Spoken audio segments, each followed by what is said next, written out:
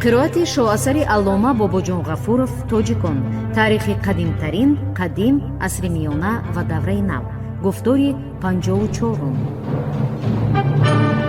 اثر تاجیکان شعله‌ای بود که به صحیفه‌های تاریک و فراموش گشته تاریخ ملت تاجیک روشنی انداخته، پدیده‌های خودشناسی و افتخار ملی را تکمیل داد. پرزیدنت جمهوری تاجیکستان امام علی رحمان. خلق‌های آسیای میانه در هیئت خلافت عرب، از پا افتیدن دولت ساسانیان. مدنیت خلق‌های خلافت در عصرهای 9-12 از مدنیت همزمان اروپایی چندین مرتبه بلندتر بود. بزرگترین خدمت تاریخی خلق‌هایی که به هیئت خلافت داخل بودند، بسیار سنت‌های قدیمه، خصوصاً عنعنه‌های علوم طبیعت و فلسفه را که دانشمندان خلافت به طور ایجادی از نو کار کرده می برآمدند، برای تمام انسانیت انتقال نمودن است. مهنت و فعالیت این دانشمندان برای شناسا شدن اروپایی ها با کامیابی های مردم شرق مساعدت کردند. آثار علمی دانشمندان آسیای میانه از قبیل فارابی، بیرونی، ابن سینا و بسیار دیگران به گنجینه علم و مدنیت نه فقط خلافت بلکه تمام انسانیت سهمی پرارزشی گردیدند. تعریفات عاید به طب، رساله های حساب، جدول های نجوم و ترجمه های عربی از زبان های گوناگون و ممالک غرب راه یافته مدت عصرها وظیفه دستوری معتبری را ادا می کردند. راه شرق در انکشاف ادبیات اروپای غربی نیز خیلی کلان است. حتی تخمین می کنند که قافیه به نظم رومی از شعر عرب گذشته است. اینک از نقطه نظری پیش آمد تاریخی به خلافت همراه شدن آسیای میانه عاقبت به سرعت یافتن ترقیات فیودالیسم، کنسالیداسیون قوم‌های آسیای میانه، کم شدن پراکندگی و پیدایش دولت‌های مرکزیتناک مساعدت نمود و در این زمینه من بعد دولت‌های محلی آسیای میانه و ایران به وجود آمدند. علاوه بر این، به هرچند اول به اقتصادیات و مدنیت محلی ضررهای کلان رسانده باشد هم، بعدها به رونق وسیع روابط بین خلقهای گوناگون باعث گردید که به توسط آن سینتزی بزرگ مدنی آسیای میانه و تمام شرق نزدیک عصرهای 9-11 به وقوع پیوست.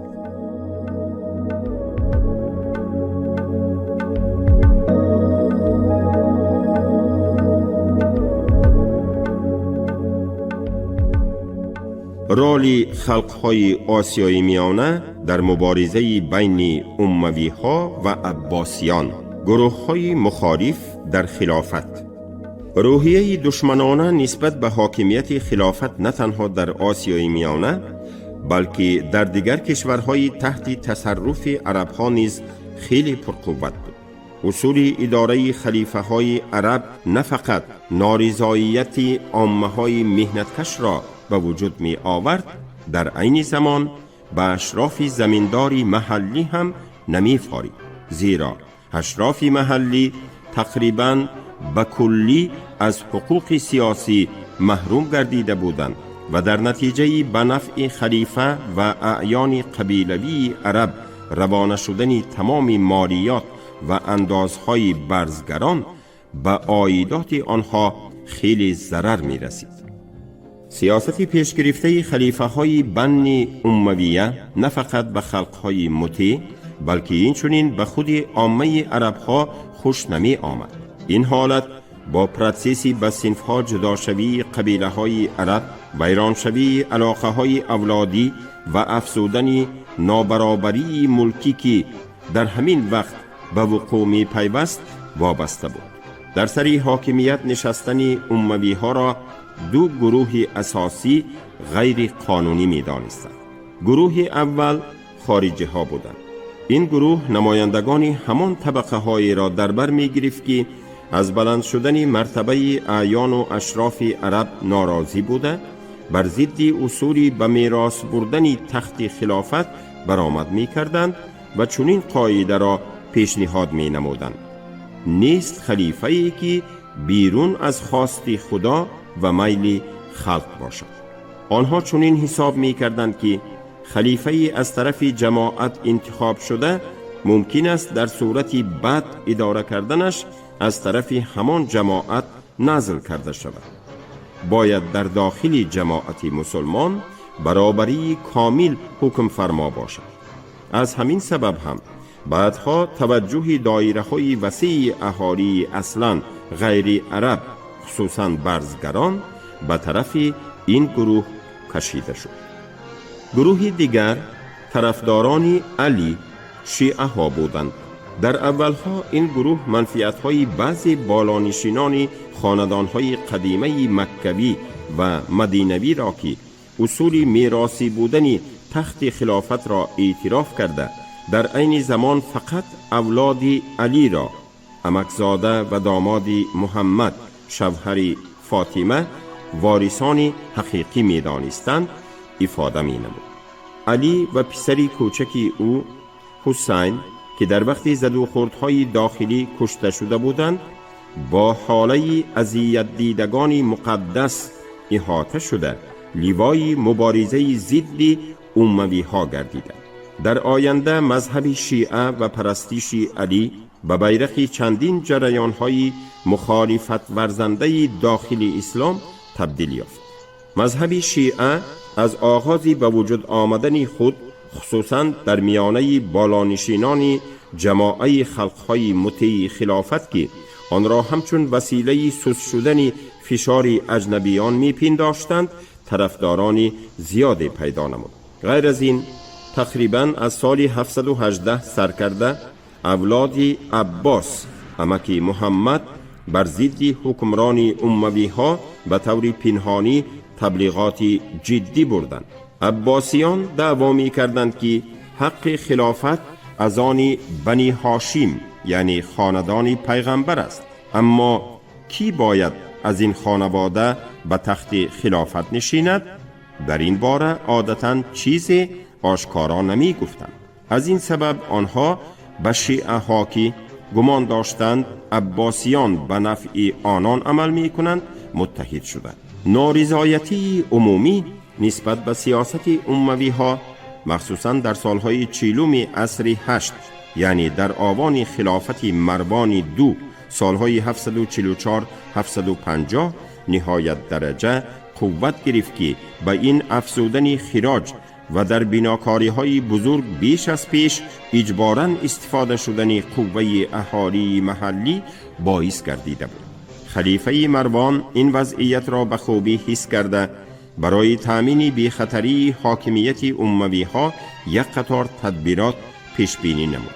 اولین، او تمام اعضای خانواده امویه را از دمشق به شهر حران پایتخت نوی خلافت کوچانید.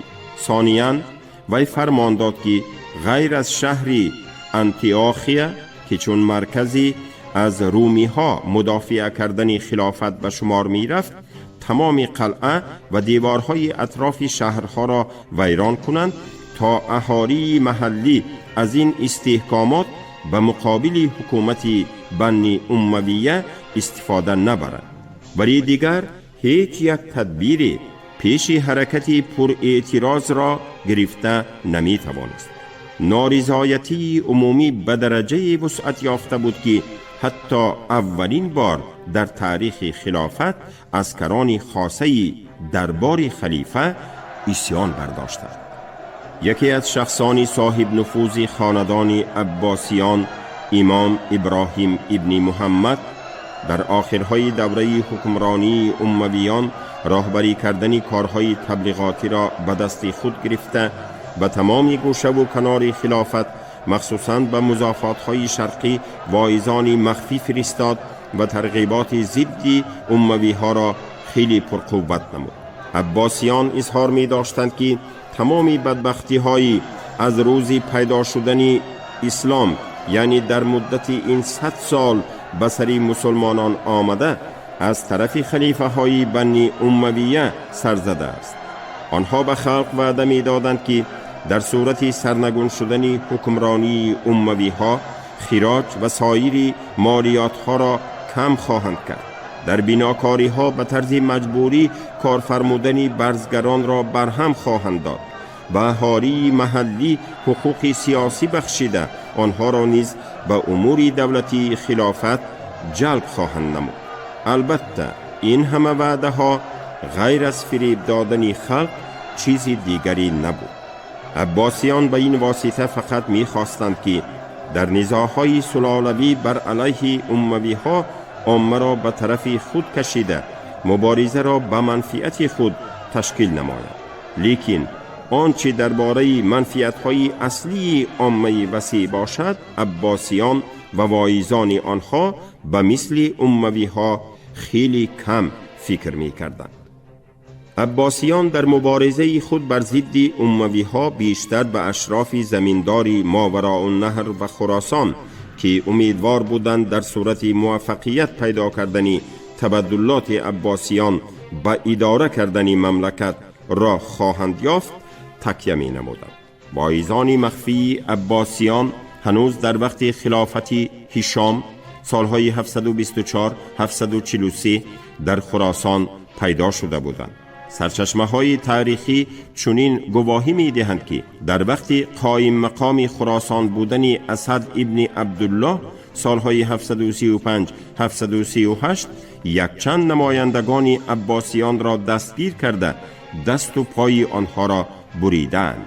دیگر از قایم مقام های خراسان که به مقابل شیعه ها و عباسیان بیشتر و قطعی تر مبارزه برده است همان نصر ابن سیار سالهای 738-748 می باشد.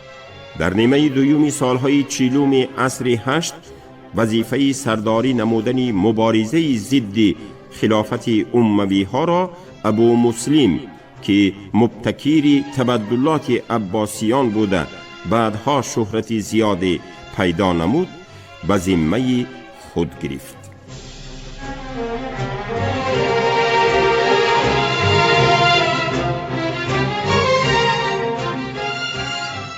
نهضت ابو مسلم.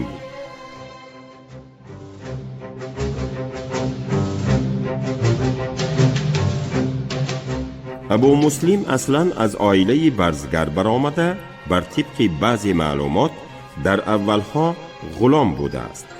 ابو مسلم در نزدیکی بزرگترین شهر خراسان مرو قرارگاه خود را تعیین نموده همچون یک شخصی با اعتماد خانواده پیغمبر برای سفربر کردن اهل شیعه و دیگر آدمان ناراضی با تمام جدیت کار می برد. این عنوان با اعتمادی را به ابو مسلم عباسیان داده بودند، زیرا عملیات تبلیغاتی او به منفعت آنها روانه شده بود. وقتی که زمینه حاضر شد 9 ایول سال 747 ابو مسلم بیرق سیاه را که از آن عباسیان بود برافراشته خلق را به مبارزه آشکارا دعوت نمود. دعوت ابو مسلم در بین هم عربها و هم خلقهای مطیع خلافت موفقیت کلانی پیدا کرد. مؤلف عربی زبان ابو حنیف دیناوری چه نوع افزودن قوه های عسکری ابو مسلم را به این طریقه فصیح تصویر می نماید. مردم هرات، فشنج، مروار رود، طارقان، مرو، نیسا، ابیورد، توس، نیشاپور، سرخس، بلخ، چغانیان، تخارستان، ختلان، کیش و نصف با عجله به نزد ابو مسلم حرکت می کردند. همه آنها به علامت همرأیی لباس خود را رنگی سیاه زدند، اینچنین نیمه گرزهای چوبیشان را سیاه کردند. این مردم سواری اسب و خر و یا پیاده خرهای خود را پیش دوانیده و به آنها خر را مروان گویان فریاد زده، یعنی خلیفه مروان ابن محمد را تمسخر کنان به خر نسبت داده به این جانب می آمدند و عده آنها 100,000 نفر بود. دسته دسته عربهای یمن که شورش آنها چندی پیش فرو نشانده شده بود در تحت بیرق ابو مسلم گرد می آمدند. حتی غلامان که از این نهضت به سبک شدن حالت تباه خود امیدوار بودند به قوه حربی او همراه می شدند. قایم مقام خراسان نصر ابن سیار که تمامی باری وزنین مبارزه ضد ابو مسلم به ذمه او افتاده بود، در بابت متحد کردن عربها به مقابل این نهضت خیلی کوشش‌های بیفایده به خرج داد. اعیان و اشراف طایفه های جداگانه عرب که پی در پی برای حاکمیت مبارزه می بردند در این وقت به جهد و تلاش خود بیشتر وسعت داده بودند.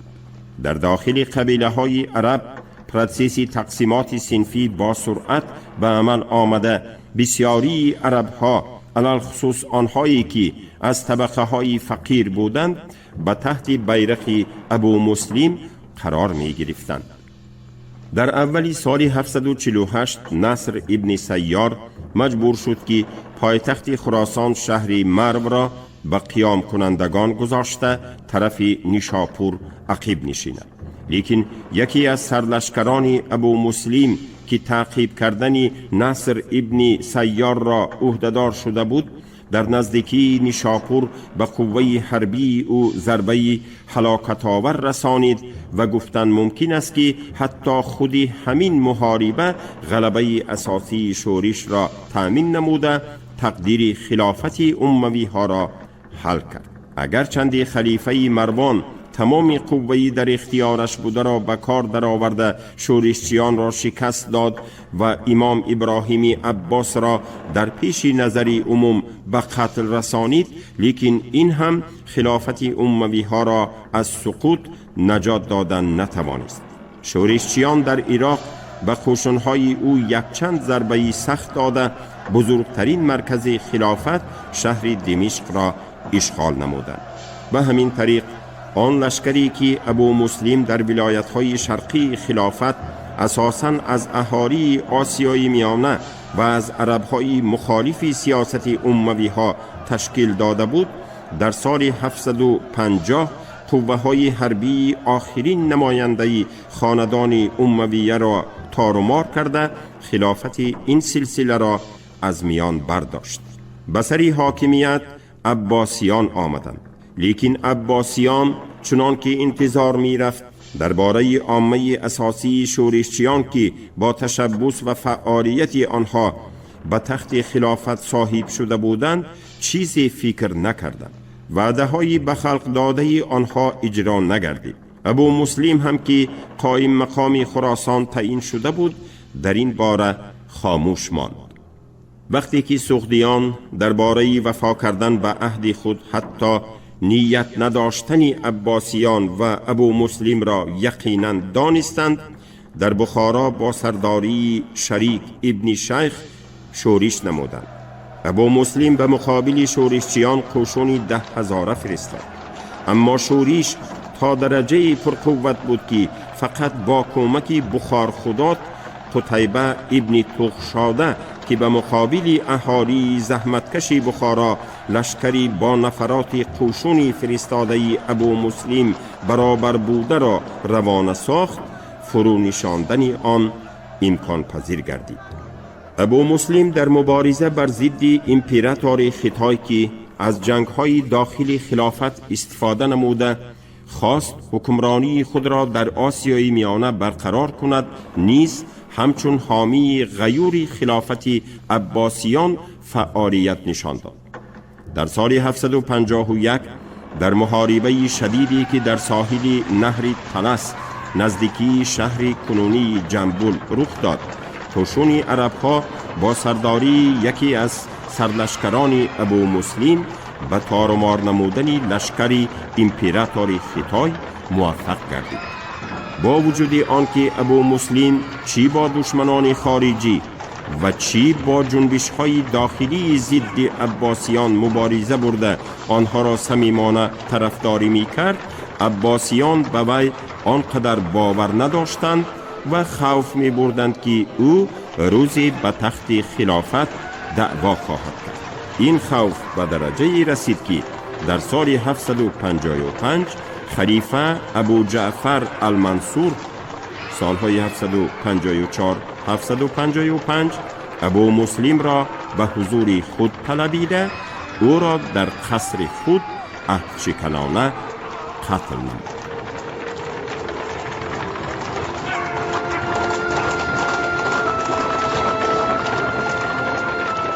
شورش سنباد مغ و نهضت مقنع.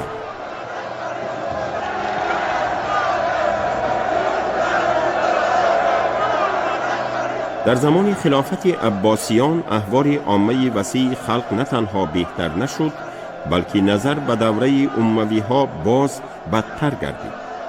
عایدات زمین اجاره بیشتر به شکل مالی بود.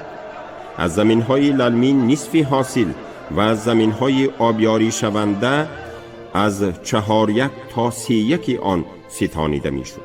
بعضن از راست نآمدن تقویم قمری مسلمانان با تقویم شمسی زراعت استفاده نموده در یک سال 2 مراتب خراج می گرفتند.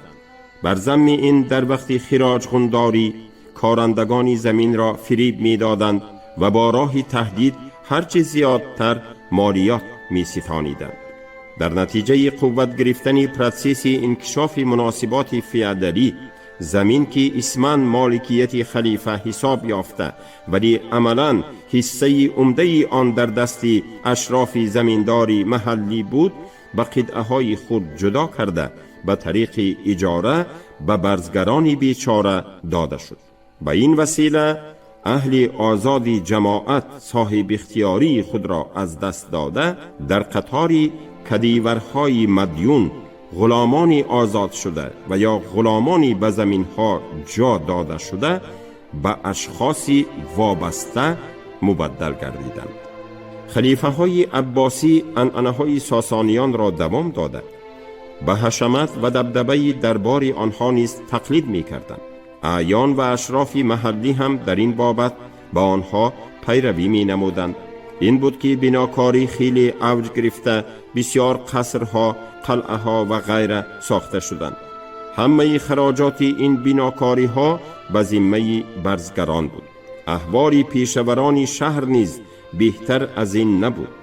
آنها مورد استثمار نیم فیودالی قرار گرفته در نتیجه مالیات زیاد و خودسری های مأموران تماما مفلس گردیده بودند. مالیات جنسی اینچنین به دوش ترک های بادیه نشین هم باری گرانی شده آنها را به پرشکستگی دچار می کردند. همه اینها باعث افزودن اعتراض و اختشاش خلق می گردید. یکی از بزرگترین شورش ها در آن زمان شورش سنباد مغ بود.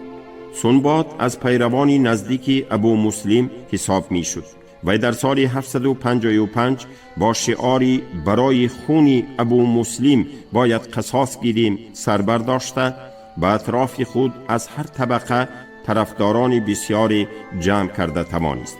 اینچنین گروه های زردشتان و خرمی ها پیروان تعلیمات مزدک به او همراه شدند. آدمانی سرخلم یعنی آنانی که در تحت بیرق سرخ گرد آمده بودند نیز نام خرمی ها را داشتند. شورش ناحیه های بزرگ از جمله خراسان و تبرستان را فرا گرفت. عباسیان این شورش را فقط با مشقت زیاد خوابانیدند. سنباد شکست خورده در ری قتل گردید و زن و فرزندان او به غلامی فروخته شدند. پس از مغلوبیت سنباد پیروان او از طریقت مسلمیه به طور پنهانی فعالیت خود را دوام می دادند. آنها وعظ می کردند که ابو مسلم باز خواهد آمد تا در جهان عادلانه حکمرانی کند. هنوز قشون عرب ها شورش سنباد را تماما فرو ننشانده، در گرد و اطراف هرات شورشی دیگر به وجود آمد که به آن استاد سیس نام شخصی راهبری می نمود. به این شورش هزارها کس اشتراک کرده بودند. بیش از پیش به قشاقی و خانویرانی دچار گردیدنی اهالی زحمتکش و رویدنی حسی تنفری آنان نسبت به ظالمان خود در عهد خلیفه مهدی 775-785 جنبش بزرگ خلقی را بر ضد عباسیان به وجود آورد که در سالهای 70 عصر 8 تمام ماوراء النهر را فرا گرفته بود. در سر این شورش مقنع می ایستاد. مقنع اصلا از مرو بوده و پیشوری مشغولیت داشت. بعضی سرچشمه های تاریخی خبر می دهند که او یکی از سرلشکران ابو مسلم بود و در نهضت ضد خلافت اموی ها اشتراک داشت.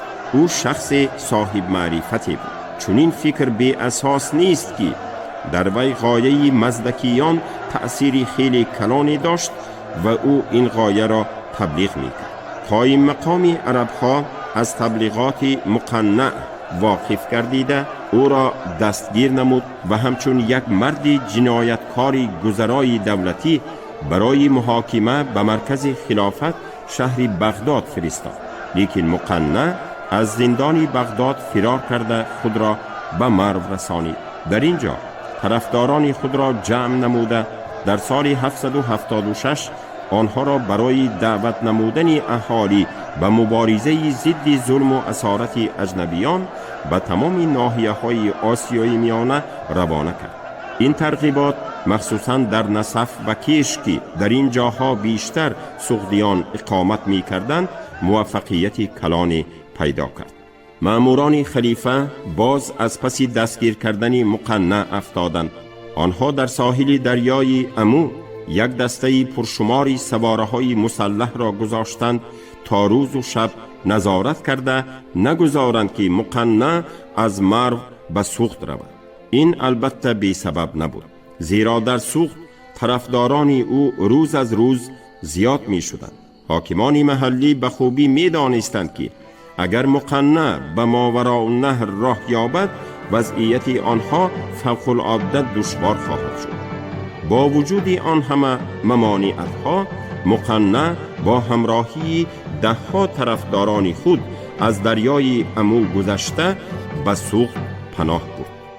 در این وقت چنوعی که نرشخی میگوید اندر سوخت اغلب دیه‌ها به دین مقنع در آمدند و از دیه‌های بخارا بسیار کافر شدند و کفر آشکارا کردند و این فتنه عظیم شد و بلا بر مسلمانان سخت شد.